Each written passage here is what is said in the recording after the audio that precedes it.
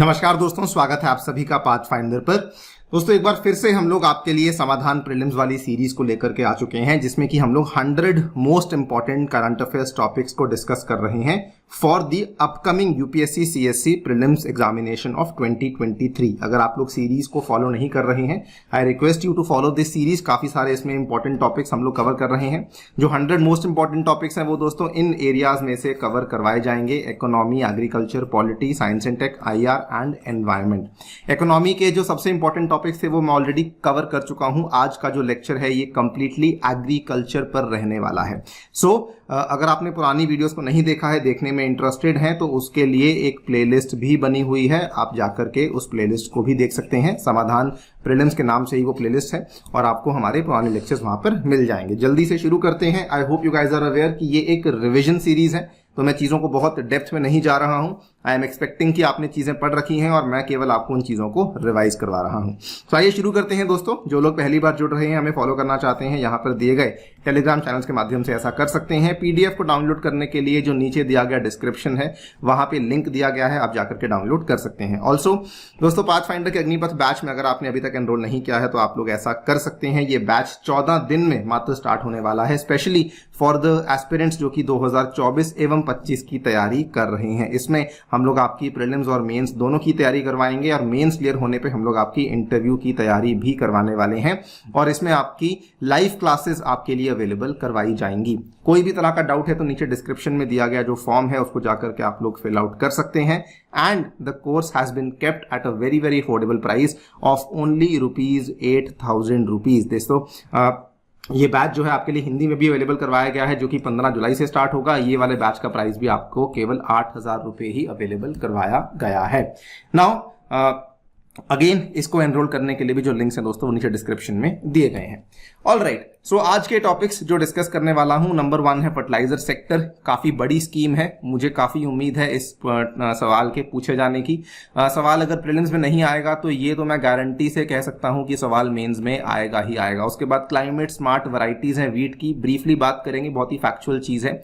Minimum support price हर साल important होता है, इस साल भी इंपॉर्टेंट है। थोड़ा ब्रीफली इसके स्टैटिक पार्ट के बारे में चर्चा करूंगा। Nano urea, again very very high value question, काफी उम्मीद है कि ये सवाल आएगा ही आएगा दोस्तों। इसमें अगेन मैं उम्मीद इसमें ज्यादा प्रीलिम्स की है, लेकिन अगर प्रीलिम्स में नहीं आता है तो कहीं ना कहीं मेंस में इसका जिक्र किया जा सकता है। इंटरनेशनल ईयर ऑफ मिलेट्स, जब national year of millets India ने घोषित किया था उसी समय यूपीएससी ने सवाल मेंस में पूछा था। अभी इंटरनेशनल ईयर घोषित किया गया है तो अगेन पूरी पॉसिबिलिटी है कि सवाल पूछा ही पूछा जाएगा। राइस वैरायटीज है कुछ न्यूज में सिमिलर टू व्हीट वैरायटीज, केवल इनके नाम इंपॉर्टेंट है, कुछ फैक्ट्स आपको बताऊंगा। जीएम मस्टर्ड की चर्चा वैसे तो साइंस एंड टेक में भी होती है, लेकिन हम लोग इसको एग्रीकल्चर में ही कर लेंगे ब्रीफली कि जीएम मस्टर्ड में क्या खासियत है। फाइनली हम लोग एशियन पाम ऑयल अलायंस की बात करने वाले हैं। वी विल टॉक अबाउट एक सुप्रीम कोर्ट की जजमेंट भी है जो कि इसके साथ संबंधित है। अंडमान निकोबार आइलैंड्स का जिक्र किया गया था, वहां पे पाम ऑयल प्लांटेशंस को लेकर ये जजमेंट जो है वो सुर्खियों में आई थी, उसके बारे में भी चर्चा करी जाएगी। ऑल राइट, सो फर्टिलाइजर सेक्टर के बारे में आप देख सकते हैं 18 अक्टूबर 2022 की यह खबर है दोस्तों। पिछले साल का मेंस हो चुका था, उसके बाद प्रधानमंत्री मोदी के द्वारा इसको लॉन्च किया गया है। वन नेशन वन फर्टिलाइजर बहुत ही ज्यादा इंपॉर्टेंट है। ONOF स्कीम है जो कि लॉन्च करी गई है।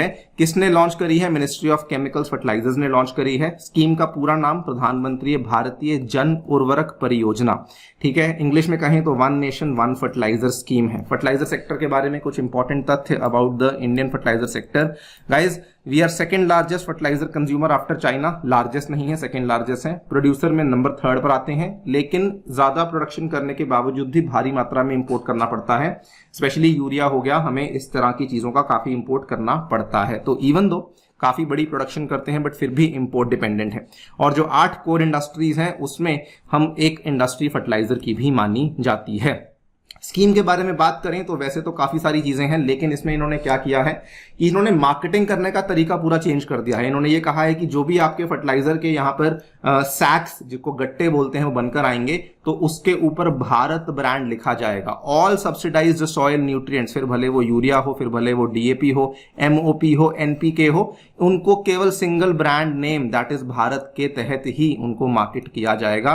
यूनिफॉर्म डिजाइन रखा जाएगा। कोई भी आपका फर्टिलाइजर है, यूरिया है तो भारत यूरिया, डीएपी है तो भारत डीएपी, एमओपी है तो भारत एमओपी, एनपीके है तो भारत एनपीके, तो जो भी फर्टिलाइजर है वो इस तरीके से नाम दिए जाएंगे। ये आप यहाँ पे देख सकते हैं दोस्तों, ये आपका यहाँ पर भारत ब्रांड दिया जाएगा। और बल्कि इन्होंने ये भी कहा है कि कितना एरिया यहाँ पे होना चाहिए, वो सब भी स्पेसिफिकेशंस दी गई हैं कि 2/3 एरिया में आपको एडवर्टाइजमेंट करनी है, इतने एरिया में आपको मार्केटिंग करनी है, वगैरह वगैरह।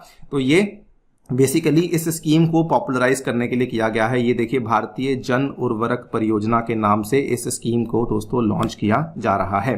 ठीक है, तो ये देखिए, the new Bharat brand name and PM BJP logo will cover 2/3 of the front of the fertiliser packet. Manufacturing brands can display their name, logo and other information on the remaining 1/3 space. तो ये देखिए, इन्होंने बोला है कि भाई 2/3 पे आपको केवल ये जो पीएम बीजेपी की ब्रांडिंग है वो करनी है, बाकी 1/3 पे आपको जो है अपनी इंफॉर्मेशन देनी है। There might be some political angle involve in this, क्योंकि इन्होंने यहाँ पे भी आप देख सकते हैं तो भाजपा एक तरीके से पढ़ने में आ रहा है, तो पॉसिबिलिटी है कि शायद कोई पॉलिटिकल एंगल यहाँ पर हो, बट खैर वो हमारे लिए इंपॉर्टेंट नहीं है। लेकिन हाँ, आई थिंक आप समझ चुके हैं कि इसमें मेनली ब्रांडिंग के ऊपर फोकस किया गया है और यहाँ पर ब्रांडिंग के साथ साथ स्टैंडर्डाइजेशन के ऊपर फोकस भी किया गया है। साथ ही में इन्होंने एक और यहाँ पर फर्टिलाइजर शॉप्स सेटअप करने की बात करी है, प्रधानमंत्री किसान समृद्धि केंद्र। जैसे दोस्तों हमारी प्रधानमंत्री जन औषधि परियोजना है ना, ऑलमोस्ट सिमिलर लाइंस पे इन्होंने ये कहा है कि हम लोग जो है ये प्रधानमंत्री किसान समृद्धि केंद्र, जन औषधि योजना, बेसिकली जो जन औषधि केंद्र होते हैं वहां पर प्रधानमंत्री जन औषधि योजना के तहत जो मिलने वाली सस्ती दवाइयां हैं वो अवेलेबल करवाई जाती हैं। सिमिलरली जो आपका जन किसान समृद्धि केंद्र हैं वहां पर क्या करवाया जाता है कि जो ये वाले फर्टिलाइजर हैं वो अवेलेबल करवाए जाएंगे। So government plans to develop 3.25 lakh से भी ज्यादा fertiliser shops across the country, जिसके तहत as PM KSK under ministry of chemical fertilisers, जिसके तहत आप ये सारे के सारे चीजों को बेसिकली डिस्ट्रीब्यूट करने वाले हैं। तो ये आपकी दोनों डेवलपमेंट्स हैं जो कि फर्टिलाइजर के साथ संबंधित हैं, दोनों को ही ध्यान रखना काफी ज्यादा इंपॉर्टेंट बन जाता है। नेक्स्ट बात करते हैं very quickly climate smart varieties of wheat के बारे में। इसमें बेसिकली ये IARI और ICAR ने मिलकर के इसको बनाया है। सो IARI साइंटिस्ट ने 3 क्लाइमेट स्मार्ट वैरायटीज को लॉन्च किया है। इसमें 2-3 बातें आपको ध्यान रखनी है। नंबर 1, जो भी ये वैरायटीज बनाई गई हैं इनकी वर्नलाइजेशन की रिक्वायरमेंट काफी कम है। दोस्तों वर्नलाइजेशन एक टेक्निकल टर्म होती है, जो एग्रीकल्चर के स्टूडेंट्स होंगे वो जानते होंगे कि वर्नलाइजेशन बेसिकली एक ऐसे प्रोसेस को कहा जाता है जिसमें कि फ्लावरिंग का इनिशिएशन होता है, लेकिन उसके लिए एक सर्टेन टाइम पीरियड चाहिए होता है लो विंटर टेम्परेचर्स का। ठीक है, नाउ ये वाली जो वैरायटीज हैं उसमें वो जो टाइम पीरियड है ना कम टेम्परेचर वाला, वो कम टाइम पीरियड चाहिए, मतलब कि आपकी वर्नलाइजेशन की रिक्वायरमेंट कम है, आसानी से फ्लावरिंग होना शुरू हो सकती है। ये वाली एक तो वैरायटीज की खास बात है। ये वाली जो प्रॉपर्टी है ये तीनों वैरायटीज में ही देखने को मिलती है। उसके अलावा अगर वैरायटीज का नाम देख लो, कभी कभार केवल नाम पूछ लेते हैं, HDCSW18, HD3410, HD3385, तो कभी आपसे पूछ लिया जाए क्वेश्चन में कि ये सब चीजें किसके साथ संबंधित है, तो ये कुछ नहीं है, ये क्लाइमेट स्मार्ट वैरायटीज हैं। ये देखिए यहाँ पे CSW climate smart variety of wheat.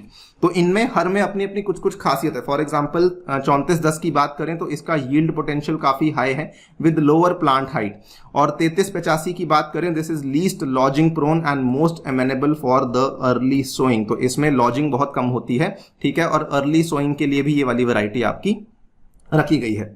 The possibility की वैरायटीज के बारे में पूछा जाए ये काफी कम है, लेकिन ये चीज क्या चीज है ये पूछा जा सकता है। तो ये दोस्तों क्लाइमेट स्मार्ट वैरायटीज है जो कि बदलते क्लाइमेट को एडजस्ट और अडॉप्ट करने के लिए इनको तैयार किया गया है। इसके साथ ही संबंधित एक और टॉपिक है, पहले वो कर लेते हैं अगर हम, क्योंकि वैरायटीज की ही बात कर रहे हैं, इसको स्किप करते हुए पहले दोस्तों राइस की कुछ वैरायटीज हैं जो कि सुर्खियों में चल रही हैं। राइस सुर्खियों में भी था क्योंकि अगर हम देखें तो राइस की जो एकरिएज है वो भी हमें थोड़ी सी कम होती हुई देखने को मिली है।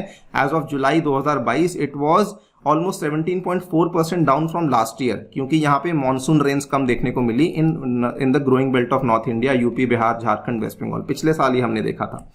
नाउ ये एक रिएज वाला पॉइंट उतना इंपॉर्टेंट नहीं है, लेकिन इसकी कुछ वैरायटीज सुर्खियों में थी, काफी सारी वैरायटी सुर्खियों में थी, लेकिन दो के ऊपर ध्यान लाना चाहूंगा। नंबर 1 है काला नमक राइस। काला नमक राइस दोस्तों कुछ नहीं है, ये काला नमक जैसा इसका नाम है, इस राइस का जो हस्क होता है ना वो काले रंग का होता है, ठीक है। तो काला नमक rice, I don't know Hindi Punjabi में क्या कहते हैं, मतलब हमारे यहाँ पंजाब में एक लोकल नेम है, I will not talk about that, लेकिन हिंदी में भी इसके अलग अलग प्रदेशों में अलग अलग नाम है। जो इसकी हस्क की जिसकी बात कर रहा हूँ, पंजाबी में इसको तूड़ी भी कहा जाता है।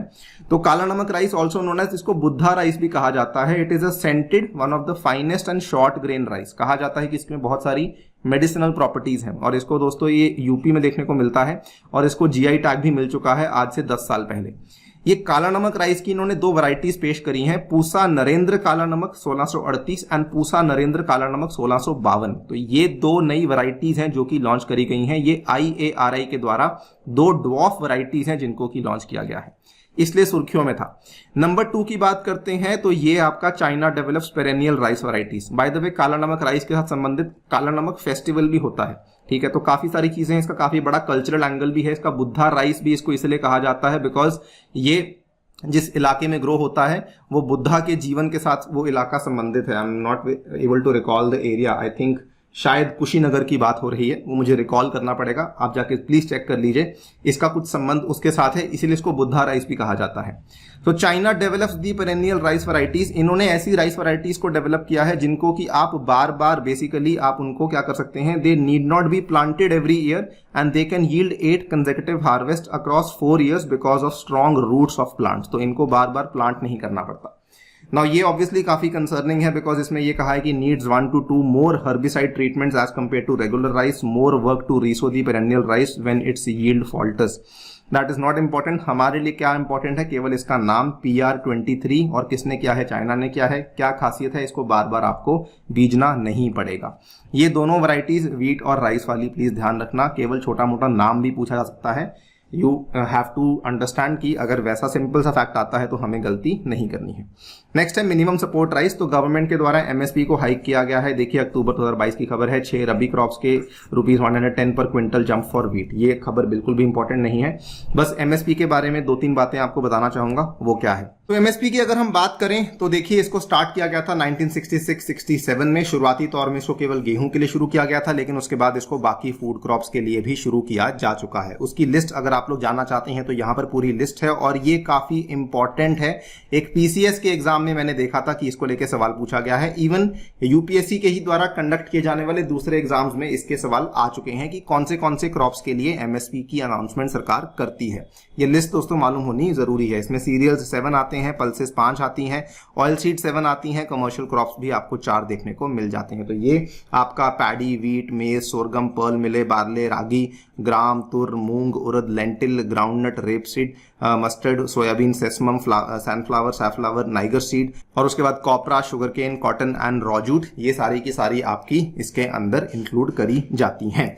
वो आपको मालूम होगा कि सरकार MSP क्यों अनाउंस करती है, बिकॉज हम लोग उसको मतलब फार्मर के लिए एक एडिक्वेट रेम्यूनरेशन प्रोवाइड करवाने के लिए MSP को अनाउंस किया जाता है, और अल्टीमेटली उसको सरकार सस्ते दामों में अपने ही द्वारा चलाई गई स्कीम जो पब्लिक डिस्ट्रीब्यूशन सिस्टम है उसके तहत इसका डिस्ट्रीब्यूशन दोस्तों करवाती है। तो ये कहानी है मिनिमम सपोर्ट प्राइस की। कैलकुलेशन कैसे होती है इसमें भी आपको बता दें कि 2 आपकी कमिटीज इन्वॉल्व हैं। एक ऑब्वियसली आपका commission on agricultural cost and prices है जिसको CACP कहा जाता है, जो कि बाय द वे एक स्टैट्यूटरी बॉडी है, इसकी सिफारिशें होती हैं, एंड देन इसका अप्रूवल जो है दिया जाता है CCEA cabinet committee on economic affairs के द्वारा, इसका दोस्तों अप्रूवल दिया जाता है। तो दोनों का ही इसमें इंपॉर्टेंस है। कई बच्चे सिर्फ CCEA को इंपॉर्टेंस देते हैं, सिफारिशें असल में CACP की होती हैं, केवल अप्रूवल CCA का होता है, ठीक है। एंड उसके बाद इसको डिटरमाइन करने के लिए 2 तरह की कॉस्ट को ध्यान में रखा जाता है। एक होती है A2 जो कि फंक्शन ऑफ एक्सपेंसेस इनकर्ड है, दूसरा आपका वैल्यू ऑफ फैमिली लेबर है जिसको FL कहा जाता है। इन दोनों को अकाउंट में लेते हुए MSP की कैलकुलेशन करी जाती है। Next and the most important and my favourite topic of this particular area is nano urea.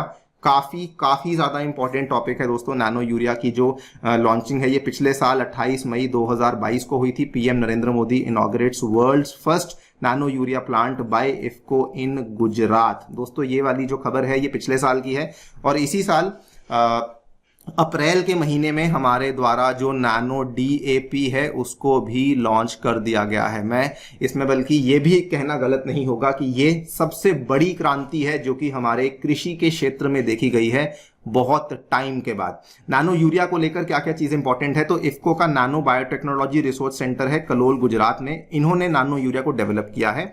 ये बताया जा रहा है कि अगर हम लोग इसका प्रोडक्शन बढ़ा देंगे तो ultimately it can help India to eliminate the import by 2025। इतना भारी इंपोर्ट करने वाला देश यूरिया का 2 साल में इंपोर्ट को खत्म कर देगा, इसीलिए बहुत बड़ी क्रांति मानी जा रही है। अभी होता क्या है इसको समझ लीजिए, इसके नाम में ही नैनो है, तो नाम में नैनो है तो इसमें दोस्तों नैनो पार्टिकल्स देखने को मिलते हैं जिनका साइज आपको 20 से 50 नैनोमीटर का देखने को मिलता है। अब अगर आप नैनो मटेरियल्स का इस्तेमाल कर रहे हैं तो उस केस में आपकी जो यूज एफिशिएंसी है वो काफी बढ़ जाती है। न्यूट्रिएंट यूज एफिशिएंसी ये वर्ड इस्तेमाल किया जाता है, या फिर NUE which is basically proportion of nutrient used by plants, ये आपका जो है काफी बढ़ जाता है एज कंपेयर टू जो कन्वेंशनल ग्रैन्युलर यूरिया होता है, उसमें जो NUE का रेशियो है वो 30 to 50% होता है depending upon the brand and various other things, लेकिन इसमें 80% होता है as compare to conventional granular urea, जो कि काफी ज्यादा आपकी वेस्टेज को कम कर सकता है। सेकेंडली, क्योंकि नैनो यूरिया है, अब्जॉर्प्शन रेशियो बेटर है, तो आपका यहाँ पे सरफेस मास रेशियो भी काफी ज्यादा बढ़ जाता है। मतलब कि जितना ज्यादा आपका जो यूरिया है वो आपके प्लांट्स के हर चीज के साथ कांटेक्ट में आएगा, जिसकी वजह से न्यूट्रिएंट्स ज्यादा अच्छे से रिलीज होते हैं कंट्रोल्ड मैनर में, आपको सब तरह के ही फायदे देखने को मिलते हैं। आउटकम क्या है, क्रॉप प्रोडक्टिविटी बढ़ जाती है to the tune of 8%। Nitrogen from conventional urea में वेस्ट बहुत होता है due to leaching and volatilisation. Volatilisation एक तरीके से इवेपोरेशन की तरह होता है कि नाइट्रस ऑक्साइड का एमिशन हो जाता है आपके एटमॉस्फेयर में, लेकिन इस केस में ऐसा कुछ आपको देखने को नहीं मिलता है। तो ये बड़े फायदे हैं नैनो यूरिया के। सेकेंडली, इसमें बल्कि कॉस्ट की बात भी मैंने यहाँ पे नहीं करी है दोस्तों, इसकी जो कॉस्ट है वो ऑलमोस्ट 50% कम है। मतलब कि जो आपका नॉर्मल यूरिया का गट्टा आता है एज कंपेयर टू दैट जो नैनो यूरिया है ये लिक्विड फॉर्म में होता है, तो उसकी तुलना में आप देख सकते हैं कि इसकी कॉस्ट 50% कम है। अच्छा, ये लिक्विड में है, वो आपका सॉलिड फॉर्म में होता है, तो इसका लॉजिस्टिक्स कॉस्ट भी काफी कम है। वो दोस्तों पूरा गट्टा है इतना बड़ा, लेकिन ये लिक्विड की बॉटल है जो वहां पर पूरा गट्टा करता है। इनफैक्ट बहुत सारे सैक्स करते हैं, वो यहाँ पर एक आधे लीटर की बॉटल कर देती है, तो आपकी कॉस्टिंग काफी ज्यादा कम हो जाती है, ट्रांसपोर्टेशन का कॉस्ट भी काफी कम हो जाता है। ये इन्होंने पिछले साल ही अनाउंस किया था कि हम लोग नैनो डीएपी को लॉन्च करेंगे, और जैसा कि मैं आपको बता रहा हूं अप्रैल 2023 में हमारे जो मिनिस्टर ऑफ कोऑपरेटिव्स हैं श्री अमित शाह, उनके द्वारा इसकी फॉर्मल अनाउंसमेंट कर दी गई है। डीएपी अगर आप नहीं जानते तो ये डायमोनियम फॉस्फेट होता है। जो काम प्लांट्स के लिए नाइट्रोजन का यूरिया करता है वो काम प्लांट्स के लिए फास्फोरस का डीएपी करता है। सेकंड मोस्ट इंपॉर्टेंट फर्टिलाइजर है जो कि भारत में इस्तेमाल होता है after urea. This is a mix of single super phosphate and urea which will help reduce the import dependence of this sector as well. सबसे इंपॉर्टेंट है, फिर से बता दूं, जो काम नाइट्रोजन करता है यूरिया के केस में वो काम डीएपी करता है फास्फोरस के लिए, जो कि बहुत इंपॉर्टेंट है। दोनों ही मैक्रो न्यूट्रिएंट्स हमारे प्लांट्स के लिए माने जाते हैं। नेक्स्ट टॉपिक है इंटरनेशनल ईयर ऑफ मिलेट्स का। इसको लेकर अगेन काफी ज्यादा हाइप बनी हुई है और उम्मीद है कि क्वेश्चन आएगा ही आएगा। ये दोस्तों 2023 को 2023 को डिक्लेयर किया गया है IYM by UN general assembly to create awareness about health benefits of millets. 2018 में नेशनल ईयर ऑफ मिलेट्स बनाया गया था दोस्तों। सिमिलर क्वेश्चन मेंस में देखने को मिला था, 10 मार्कर वाली कैटेगरी में आया था। प्रपोज्ड 2023, तभी इन्होंने प्रस्ताव रखा था कि इसको हम इंटरनेशनल लेवल पे डिक्लेयर करवाएंगे, और अब हमने करवा भी दिया है, तो काफी बड़ी अचीवमेंट है ये। मिलेट्स क्या है दोस्तों, इसको न्यूट्री सीरियल भी कहा जाता है, सुपर फूड्स भी कहा जाता है। सुपर फूड्स क्यों कहा जाता है, इसमें अनेक तरह के न्यूट्रिएंट्स देखने को मिलते हैं। फॉर एग्जांपल इसमें प्रोटीन हुआ, विटामिन ए हुआ, आयरन हुआ, आयोडीन हुआ, एंटीऑक्सीडेंट्स वगैरह वगैरह। Diverse family of small grain cereals हैं, बहुत बड़ी फैमिली आती है इसमें। अगर आप लोग देखना चाहें तो मिलेट्स के नाम पे केवल एक छोटी सी लिस्ट बता रहा हूं जो कि सबसे ज्यादा उगाई जाती हैं। पर्ल मिलेट है, उसके बाद ज्वार है, फिंगर मिलेट है जिसको रागी कहा जाता है, ये बाजरा है। ज्वार, बाजरा, रागी सबसे कॉमनली इस्तेमाल होने वाली मिलेट्स हैं। बहुत सारे गरीब तबके के लोग थे जो कि इसका इस्तेमाल करते थे, लेकिन अब ये अवेयरनेस काफी बढ़ गई है, तो अब बल्कि सरकार इसको प्रमोट कर रही है। और अब इनफैक्ट देखें तो इसके बहुत सारे महंगे महंगे पैकेजिंग्स भी आते हैं, जिसकी वजह से अब ये काफी ज्यादा पॉपुलराइज किया जा रहा है। और अब लोगों को समझ भी आने लगा है कि इसके फायदे भी बहुत सारे हैं, तो अब अलग अलग तरह के लोग इसका इस्तेमाल कर रहे हैं। तो ये बहुत बड़ी लिस्ट है। इसकी लिस्ट आप यहां पर भी देख पाएंगे, foxtail, finger, barnyard, browntop, little, kodo, ठीक है, पर्ल, प्रोसो, सोरगम, अलग अलग तरह के आपको मिलेट्स इंडिया भर में देखने को मिल जाते हैं।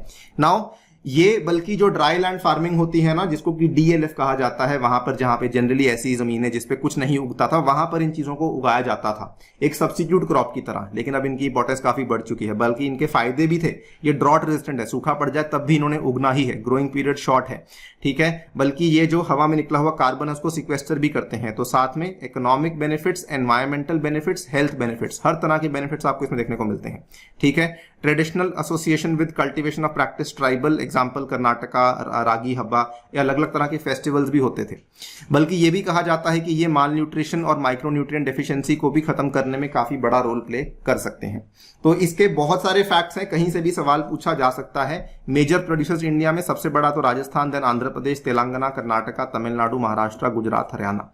इसमें बड़ा सिंपल सा कॉन्सेप्ट है, जहां जहां पर भी आपको सूखे इलाके देखने को मिलते हैं, जिस जिस प्रदेश में भी अगर थोड़ा सा भी एरिया है, तो वहां पर आपको हिसाब लगा लीजिए कि मिलेट्स की जो मतलब सोइंग है वो होती ही होती है। Production in India, overall India accounts for 80% of Asia's production, लेकिन ग्लोबली हम लोग केवल 20% ही उगाते हैं। बहुत सारा प्रोडक्शन अफ्रीका में भी होता है।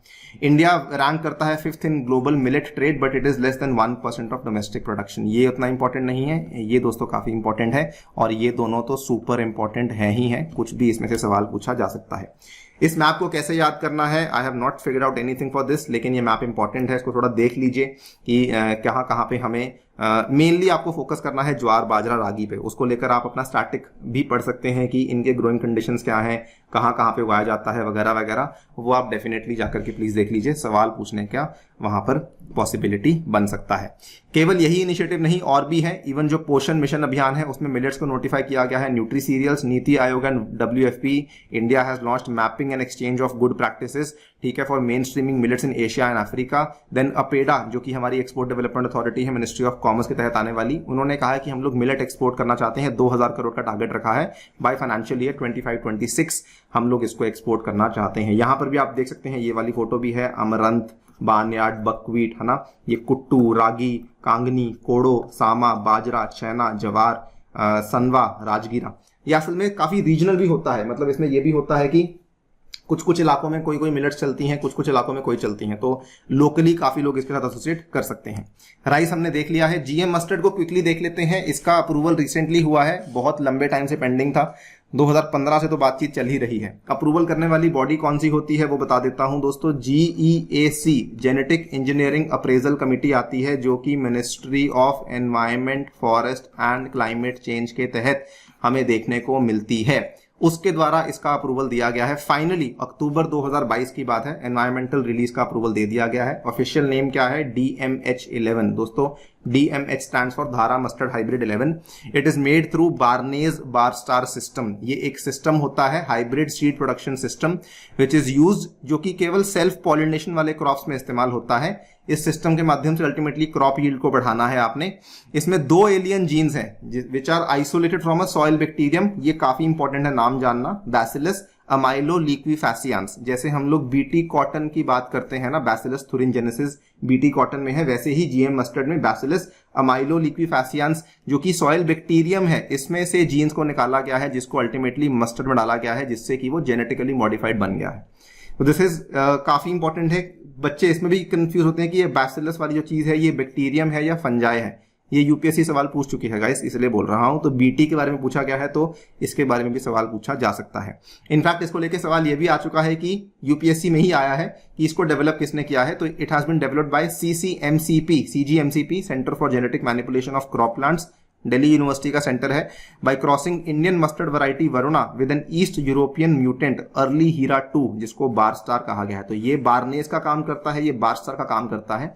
इन दोनों को यहाँ पे क्रॉस किया गया है, जिसके बाद हमें ये वाली वैरायटी देखने को मिली है।